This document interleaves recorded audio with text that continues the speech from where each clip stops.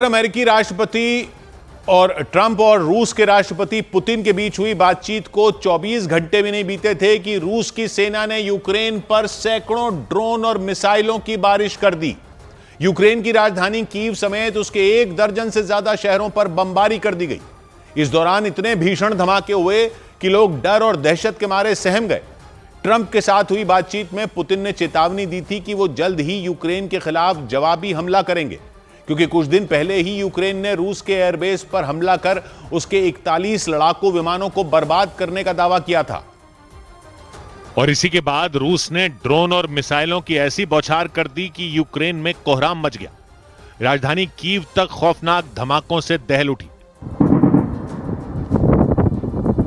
Putin की सेना ने रात में उस वक्त हमले शुरू किए जब लोग घरों में सो रहे थे। उसने 2, 4 या 10 नहीं बल्कि दर्जनों आत्मघाती ड्रोन अलग अलग गुच्छों में लॉन्च किए। हालांकि उन ड्रोन के रेंज में आते ही यूक्रेन के एयर डिफेंस सिस्टम एक्टिव हो गए। उन्होंने जमीन से हमला कर रूस के कई ड्रोन आसमान में ही बर्बाद कर दिए। लेकिन रूस की सेना इतने पर नहीं रुकी। इससे पहले कि यूक्रेन के लोग ड्रोन हमलों से उबर पाते, उसने घातक मिसाइलों को दागना शुरू कर दिया। रूस की कई मिसाइलें यूक्रेन की हवाई सुरक्षा को चकमा देने में कामयाब हो गईं। वो जहां भी फटी वहां तबाही मच गई। यूक्रेन के मीडिया के मुताबिक वहां के अलग अलग शहरों पर बम की तरह फटने वाले 400 से ज्यादा ड्रोन गिराए गए। इसके अलावा रूस ने करीब 45 विध्वंसक मिसाइलें फोड़कर खलबली मचा दी। बारूद की यह बारिश पुतिन की चेतावनी के 24 घंटे के अंदर की गई। इसे रूस के बदले की शुरुआत माना गया, क्योंकि यूक्रेन ने कुछ दिन पहले ही स्पाइडर्स वेब नाम का ऑपरेशन चलाकर रूस की वायुसेना को तगड़ी चोट पहुंचाई थी। उस ऑपरेशन के तहत यूक्रेन ने रूस के सैन्य ठिकानों पर बड़ा ड्रोन हमला कर दिया था। ड्रोन हमले के बाद से ही आशंका जताई जा रही थी कि रूस की फौज जोरदार पलटवार करेगी, क्योंकि ट्रंप के साथ हुई बातचीत में खुद पुतिन ने भी इसके संकेत दे दिए थे। और यही वजह रही कि रूस की सेना पूरी ताकत के साथ यूक्रेन पर टूट पड़ी। उस पर चौतरफा हमले किए गए।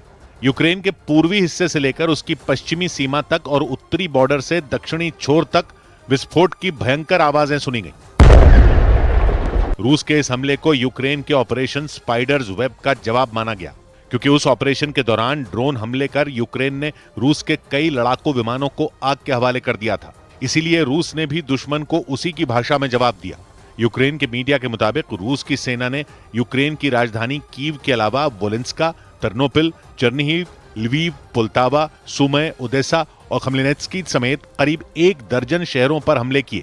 यानी यूक्रेन का ऐसा कोई हिस्सा नहीं बचा जहां तबाही न मचाई गई हो। वोलिंस्का और लवीव तो यूक्रेन की पश्चिमी सीमा पर पोलैंड के नजदीक हैं। रूस के बॉर्डर से उनकी दूरी लगभग 1500 किलोमीटर है। लेकिन बदले के आग में जल रही पुतिन की फौज ने वहां भी जबरदस्त बमबारी कर दी।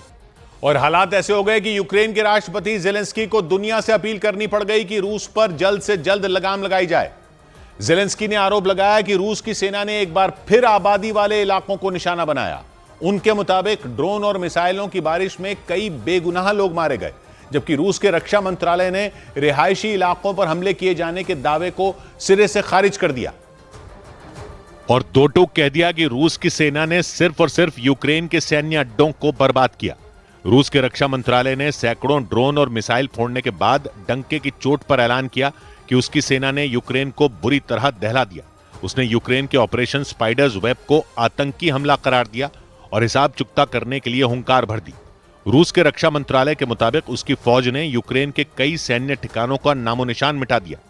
यही नहीं, यूक्रेन के हथियार गोदामों और ड्रोन कारखानों को भी बर्बाद करने का दावा किया गया। रूस के इस हमले के बाद जेलेंस्की गुस्से से आग बबूला हो गए। उन्होंने आरोप लगाया कि पुतिन की सेना ने फिर से युद्ध के नियमों को ताक पर रख दिया और आबादी वाले इलाकों पर कहर ढा दिया।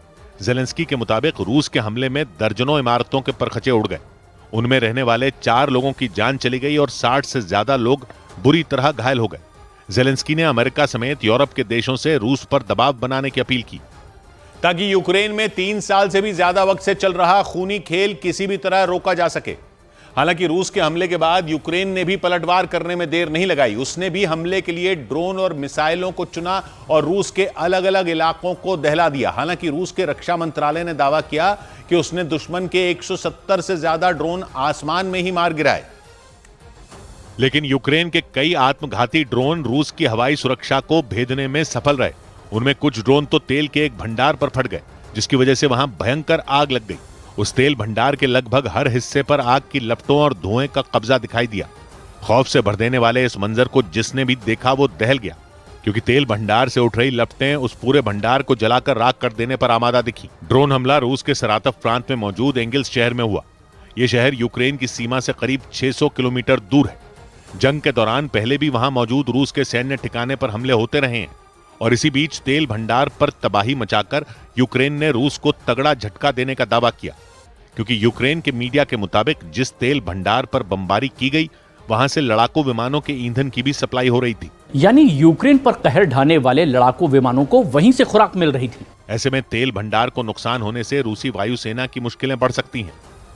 और इस सब के बीच दावा किया गया कि यूक्रेन ने जिन आत्मघाती ड्रोन का इस्तेमाल कर रूस में तबाही मचाई थी, रूस ठीक वैसे ही 20 लाख ड्रोन बनाने की तैयारी में जुट गया। यूक्रेन के मीडिया के मुताबिक वहां की खुफिया एजेंसी के एक अधिकारी ने बताया कि ड्रोन बनाने में रूस को चीन से मदद मिल रही है, क्योंकि यूक्रेन के बम की तरह फटने वाले दर्जनों ड्रोन ने रूस की वायुसेना के अड्डों को दहलाकर रख दिया था। वो हमला ऑपरेशन स्पाइडर्स वेब नाम के ऑपरेशन के दौरान किया गया था। इसके तहत करीब 120 आत्मघाती ड्रोन अलग अलग ट्रकों में भर दिए गए थे और वो ट्रक रूस के 5 एयरबेसों के नजदीक खड़े कर दिए गए थे। इसके बाद यूक्रेन में बैठी खुफिया एजेंसी SBI की टीम के इशारे पर उन ड्रोन ने तबाही मचा दी थी। और इस भीषण हमले के बाद रूस ने भी अपने दोस्त चीन के साथ इसका बदला लेने की तैयारी तेज कर दी। दावा किया गया कि यूक्रेन की फौज ने जिन आत्मघाती ड्रोन से रूस के सैन्य ठिकानों को दहलाया था, रूस ने भी ठीक उसी तरह के 20 लाख ड्रोन बनाने की तैयारी शुरू कर दी। बताया गया कि इसमें उसे चीन से मदद मिलेगी। यूक्रेन के मीडिया के मुताबिक ये जानकारी SBU के अधिकारी ने दी, यानी यूक्रेन से बदला लेने के लिए रूस ने उसी के अंदाज में हमले की योजना बना ली।